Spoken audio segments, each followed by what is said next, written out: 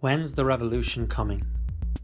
This question is often posed to those who even dare suggest the possibility of a socialist future.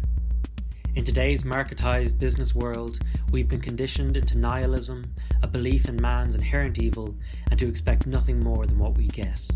It's essentially Christianity without heaven at the end. Socialism and revolution are merely idealistic dreams from the past. But the cynics do ask a fair question. When will the working class take ownership of the state and society? As the Bolsheviks realized in 1917, we live in the era of imperialism and socialist revolution, these two phenomena being intimately intertwined. For over a century, the question of a workers' revolution has not ceased to be of immediate, practical importance to all those oppressed and exploited around the globe. The essential features of modern imperialism or monopoly capitalism have remained the same. The carving up of the global economy among great powers, each striving for greater influence in order to ensure maximum control of profitable assets, resources and markets. In open struggle or in wary alliance, the imperialist powers play upon our world like a chessboard. But humans are far more erratic than mere pawns. And even as the preferred global order of one power is ever upset by the strivings of another, the class struggle from below throws it into further disarray. Within these contradictions of imperialism, revolution arises. 3 thunderous revolutions took place in the Russian Empire as it crumbled before 2 rising empires.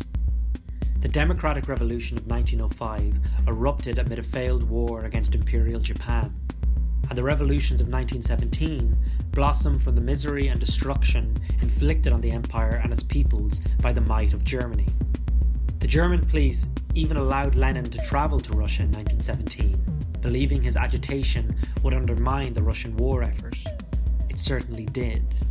But, as Engels noted, quote, "Each victory, in the first place, brings about the results we expected, but in the second and third places, it is quite different, unforeseen effects," unquote. Lenin would lead an international revolutionary wave that not only brought down the Russian Empire, but would inspire the German working class to end the war themselves and overthrow their own monarch. In attempting to assess the global fault lines of imperialism, we must reject conspiracy theorizing. The capitalist class are not a monolith, and as they struggle amongst themselves, the working class must rise. During the Second World War, Japanese imperialism overstretched itself, allowing, in the midst of its defeat, national liberation and socialism to take root in China, Korea, and Vietnam. These revolutionaries paid close attention to the contradictions of global imperialism in order to understand their own national or local situation.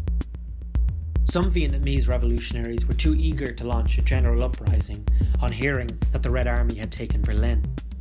Ho Chi Minh, the Communist Party's leader, cautioned that if the revolution was to be successful, not only must the people be ready and willing to seize power, but, quote, "the enemy must be in an untenable position," unquote.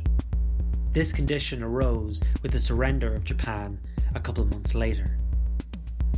In recent times, an extended period of Western imperialist unity has greatly undermined the possibility of pushing through a revolution of the oppressed.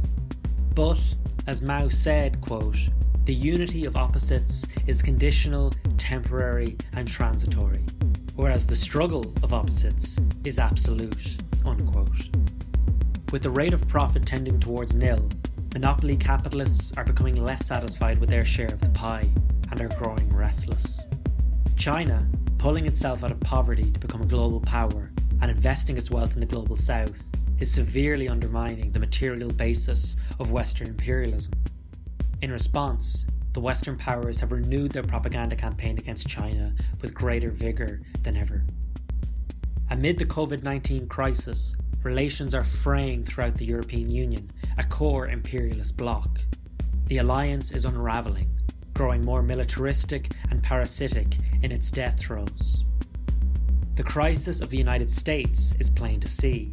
It is an empire in decay, intensifying hostilities against Venezuela, Iran, China and North Korea in its desperation for monopoly control. These days are looking less like the end of history and more like 1914 or 1939.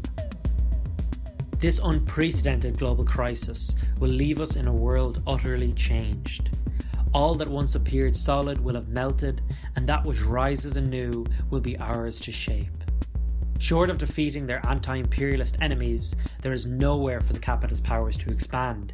They are consuming themselves in their fury. As Irish capitalism is largely governed by the dictates of British, European and US imperialism, our own emancipation is intimately bound up with these considerations. Although the world is growing darker and more volatile, the opportunity to seize a brighter future shines brighter than ever before, if we are ready and willing to seize it.